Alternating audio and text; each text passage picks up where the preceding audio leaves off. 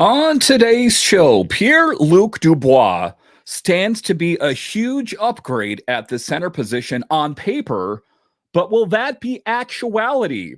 I'll discuss next on this edition of Locked On Capitals.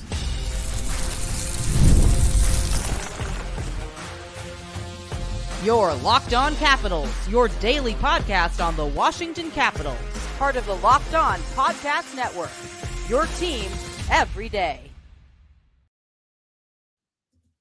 Well, hello and welcome into this edition of Locked On Capitals. I'm so glad you decided to join me today. As always, this podcast is free and available on all the major platforms, including the SiriusXM app and on YouTube. And I want to thank you for making this your first listen each and every day.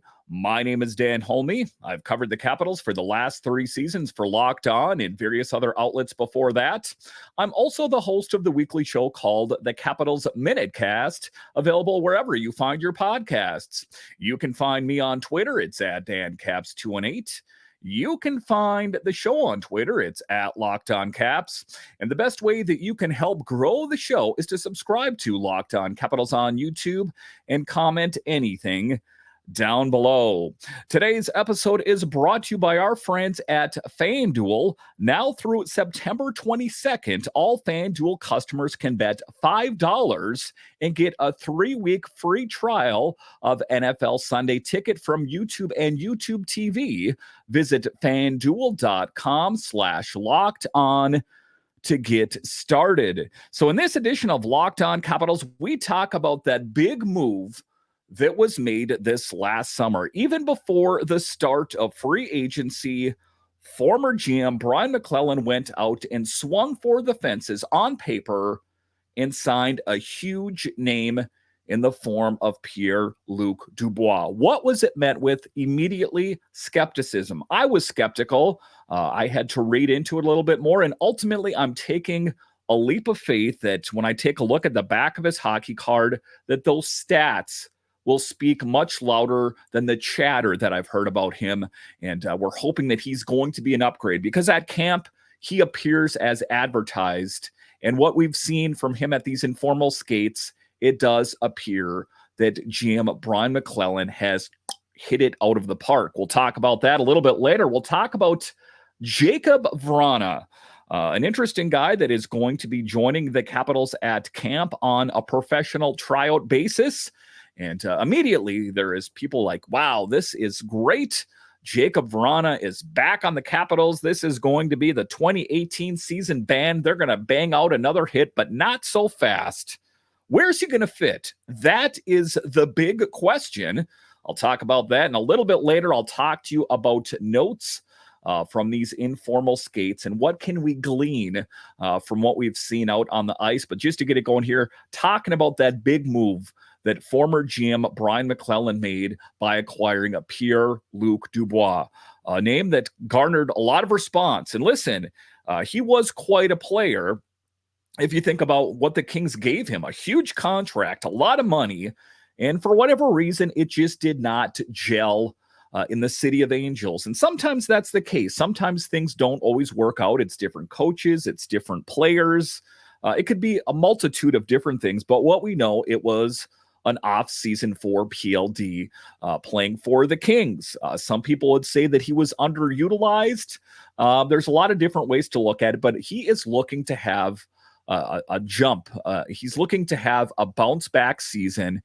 And can he get that in Washington?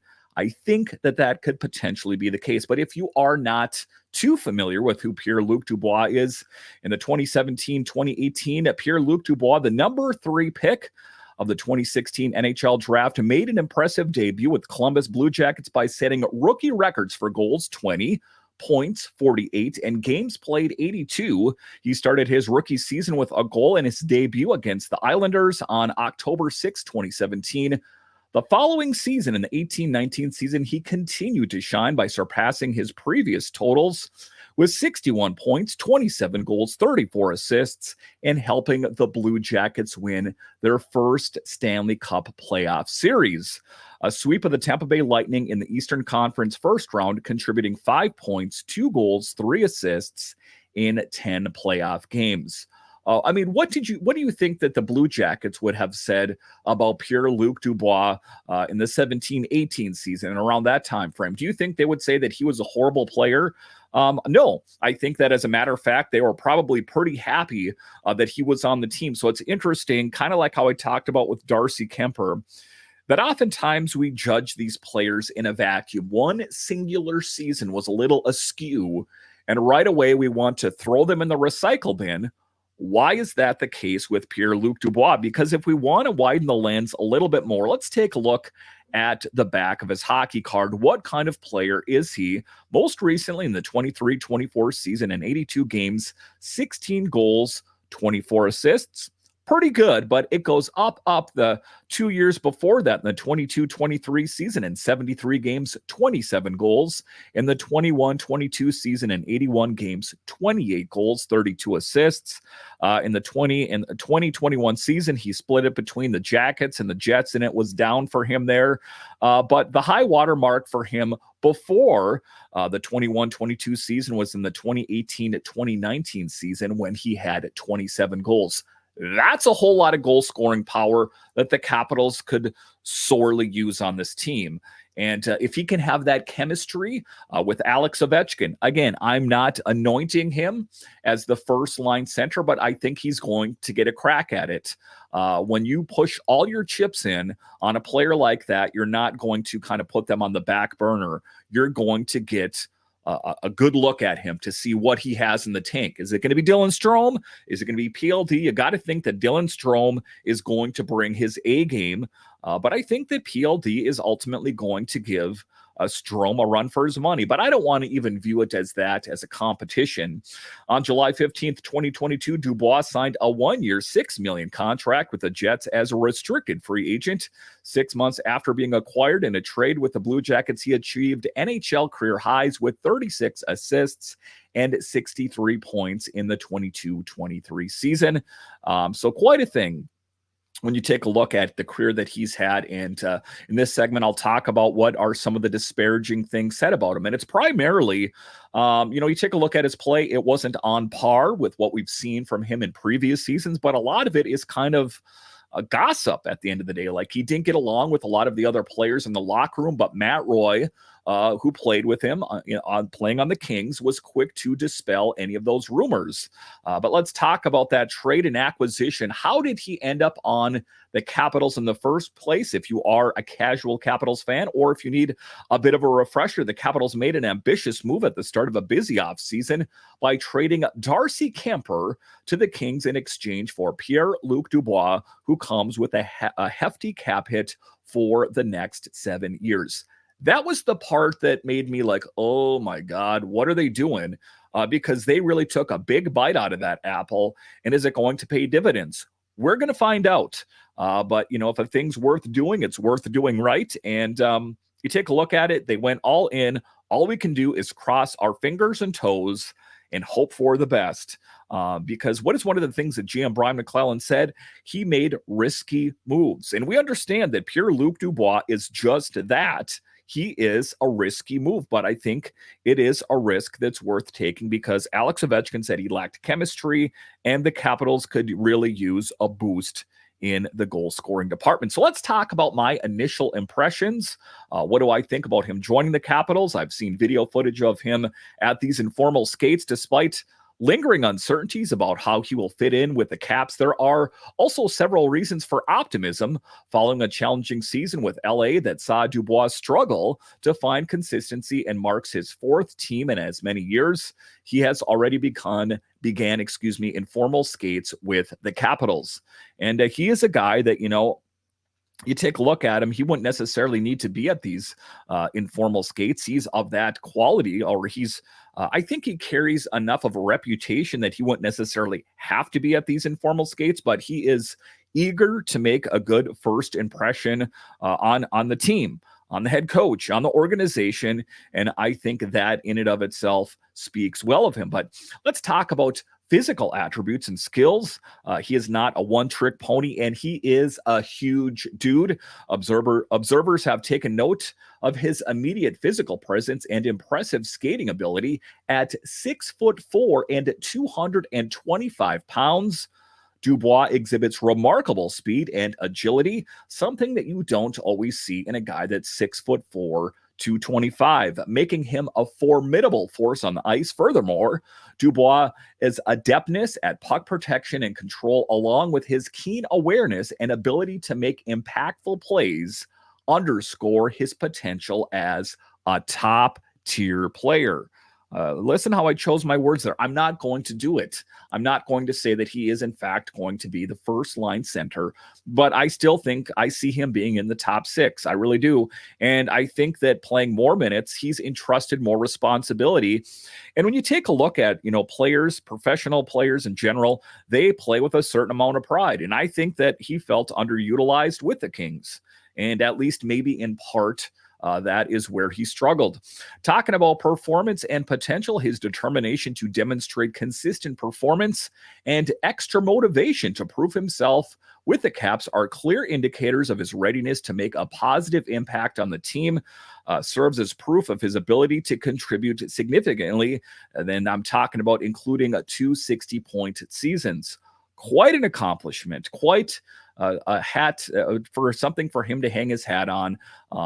Again, this is all on paper. I'm saying this in August. I'm not going to say take this to the bank and it's not going to come back in sufficient funds. What I am saying is there is a potential upside. Moreover, with his potential to become a key leader in the post-Alex Ovechkin era, that could be the case as well. And if you take a look at his contract, unless he totally clunks out, he will be with this team for a long time. Dubois has the opportunity to assume a substantial role with the team for the next 7 years. Again, the Capitals really pushed all their chips in on a guy that his reputation around the league was met with skepticism. Like, what are the Capitals doing? Kind of covering their faces like, haha, good luck with that, Capitals. I'm going to go ahead and, lead with an optimistic foot. I'm going to do it. Taking a look at the back of his hockey card, impressive. I'm not going to judge him on that bad season last season. Talking about team dynamics, concerns surrounding potential locker room issues have been dispelled by the positive reception from his new teammates, including former King Matt Roy, who has squashed rumors by expressing his excitement about joining the Capitals. At the end of the day, do I think that Matt Roy would say anything different? Not really, but I think that it speaks well of him. So talking about it overall, while there are inherent risks associated with Dubois, there are compelling reasons to be optimistic about his potential to be a transformative player for the Capitals in a league of what have you done for me lately. That is the hope that we get a Pierre-Luc Dubois that's at least a glimpse of what he once was. That is the hope anyway. All right, so coming up here after the break, we will talk about Jakub Vrana. Listen, there was a lot of excitement about people feeling nostalgic, like, oh, this is the 2018 Capitals all over again, and it's Jakub Vrana. Listen, it's been a bumpy ride for Jakub between 18 and now, and he's got a lot to prove. I like this move. I'm not trying to disparage Jakub Vrana. I'm not trying to minimize it, but he has a lot to prove. I'll discuss where he possibly fits in straight ahead.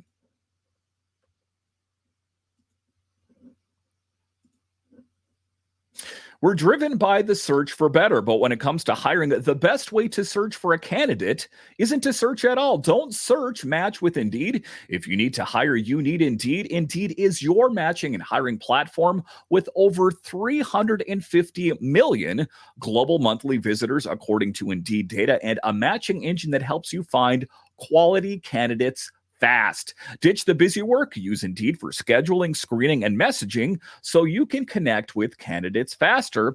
And Indeed doesn't just help you hire faster. 93% of employers agree Indeed delivers the highest quality matches compared to other job sites, according to a recent Indeed survey. So if you are involved in the hiring, the firing, if you are involved in the HR, make your life a whole lot easier with Indeed. And listeners of this show will get a $75 sponsored job credit to get your jobs more visibility at Indeed.com/lockedon. Just go to Indeed.com/lockedon right now and support our show by saying you heard about it on the Locked On Capitals podcast. Indeed.com/lockedon. Terms and conditions apply. Need to hire? You need Indeed.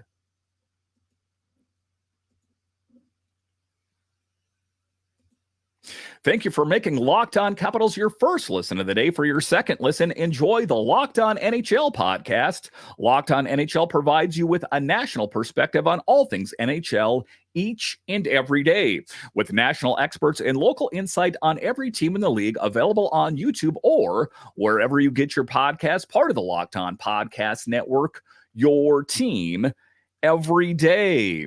All right, welcome back into this edition of Locked On Capitals, part of the Locked On Podcast Network, your team every day, talking about Jakub Vrana and where he potentially fits in with the Capitals. Where does he slot in on this team? And I think it's easy to drink the Kool-Aid on Jakub Vrana. I know that he was a fan favorite. I know that there was a fondness between broadcasters even. I remember that funny moment with Joe Beninati, and also just the coaching staff. He was a liked guy in D.C. He was just a very hot and cold player. And that was the downfall. I remember when he was dealt out of town that there was a lot of people like, what in the world are they doing? Not Jakub Vrana. Well, that is the case. So he is on the team. He's going to be joining the team on a PTO. That's a professional tryout. There is also the possibility that the Capitals could say, not for us. And thank you for your contributions. Best of luck down the road. Or he could just sneak his way into the team. It's going to be interesting, and I'll tell you where I think he might possibly fit in. You'll have to stay tuned, but let's take a look at the back of his hockey card. What kind of player has he been? Well, it has been a bumpy ride for Mr. Jakub Vrana. The high water mark for him was in the 2019-2020 season in 69 games with the Caps. 25 goals and 27 assists. It's kind of been downhill from there. The 2021 season, 11. I'll just keep going. 8, 13, 1, 10, and 2. So I think it's overly optimistic to think that you're going to get a Jakub Vrana from the 2019-2020 season. Possible, but I think that that is kind of maybe not creating realistic expectations for Jakub or really yourself. But would he be willing to accept a lesser role? That is the question. They're not going to just give him a sweater and say, hey, at one time you were a really great Capitals player. Go out there and give it your best shot. So what are ultimately the Capitals doing? The team's strategy with Vrana mirrors the Boston Bruins approach with forward Danton Heinen, who returned to the Bruins on a tryout agreement and earned a contract after impressing during the preseason. The Capitals are hoping for a familiar outcome with Vrana.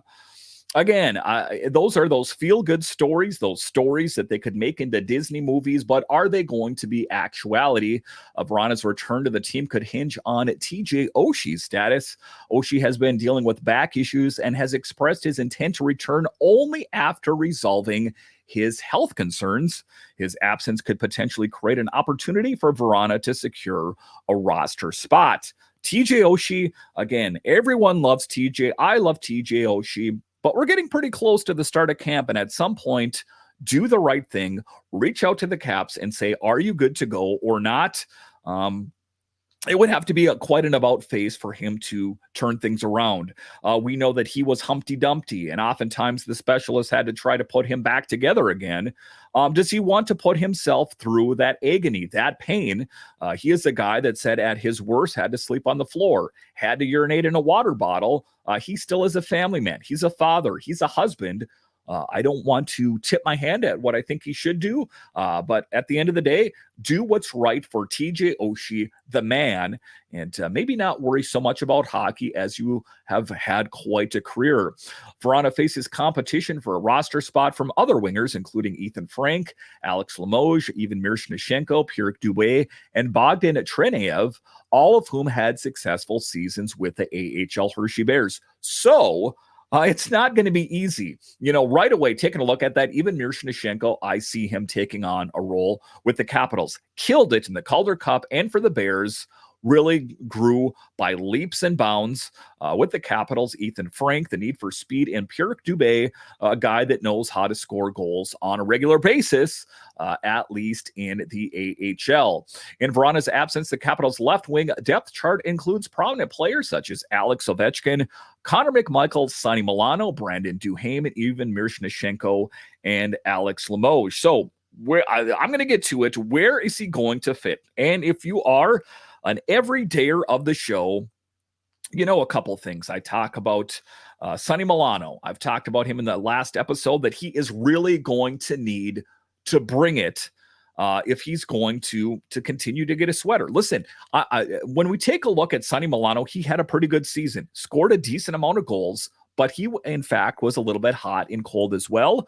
And if we remember, Sonny Milano was the guy that was brought in to be an AHL player. They initially had him pegged for being with the Hershey Bears, kind of popped off the page when he first came to Washington. Just let's say we need to see more from Sonny Milano. Another player as well is Brandon Duhaime. We take a look at him, a depth move. We know that Duhaime was brought in because Malenstein and Nicolas Aube-Kubel went out to the Buffalo Sabres, were dealt out there. So, or Beck Malenstein in that case. So that created a hole, right? So what did he do? What did GM Brian McClellan do is that he went out and he signed Brandon Duhaime. He signed Taylor Radish. And some people say that Duhaime and Radish will be on the fourth line. I've talked about that possibly Protas could be that fourth line right wing. But in any event, he's going to have to work for it. And if you want to widen the lens even a little bit more, and this is where it gets a little bit crazy. I don't even want to really say these words out loud because I'm a fan of him, but Connor McMichael. And some people are going to say, whoa, I'm stopping the show. I'm turning this off. I don't want to hear anymore. Listen, hear it out. Is that Connor McMichael could be viewed at some point as an expendable piece. I don't want that to happen. But what I know for sure, is that the Capitals and the Winnipeg Jets engaged in talks around the draft, talking about sending Connor McMichael to the Jets in return for Rutger McGroarty. So there's definitely that talk out there that Connor McMichael, despite the fact that everyone, including myself, sees him as being a part of the Capitals in the long term, that is a possibility. If Vrana really popped off the page, if Milano and this team really excelled, that is a possibility. I don't like to say it because I'm definitely a fan of Connor McMichael at the end of the day. And I know doing these shows, you shouldn't be a fan of a player, but I am. And that's the chatter. Those are the possible scenarios. Talking about Vrana's performance in the preseason could impact trade discussions, like I talked about, that he's going to have to bring it. Vrana is going to be fighting for his NHL life. I don't know if he's going to get another opportunity. If he fails this, I guess he could join, an AHL team somewhere and play in the AHL if he so desires. But he comes from a pedigree and a history that has to be a bit of a tough pill for Jacob Vrana to swallow. And you take a look at him, first round, number 13 in the 2014 draft. It's there. And I know that he's had personal issues and those kind of things, but when you take a look at him, first round pick, number 13, that is a ringing sign. That's an endorsement of that, yes, you are a great hockey player and you are destined for great things. It's ultimately up to Jacob. It's ultimately up to a lot of these players to say, hey, I'm worth it. Take a flyer on me, take a chance on me, and let's see what's going to unfold there. But as far as Jacob Vrana, there is some potential upside, but there is also quite a big chance that he could get cut loose from the Capitals as well. Everyone at camp needs to bring their A game. All right, so coming up here after the break, I will talk to you about notes from these informal skates. I've seen some video footage and read some pieces talking about how the Capitals, some young Capitals, how some prospects have played, and I'll discuss some of that straight ahead.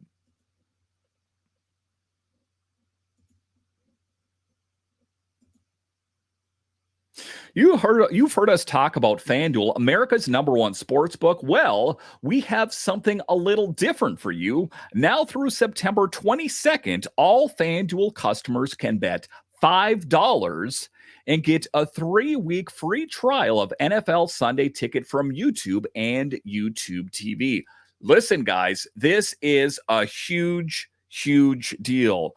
I have had NFL Sunday Ticket before. I love it, as I am a fan and I watch a team that is out of my market. Listen, when you take a look at YouTube TV, you bundle that with a great opportunity from FanDuel. It is a win-win situation.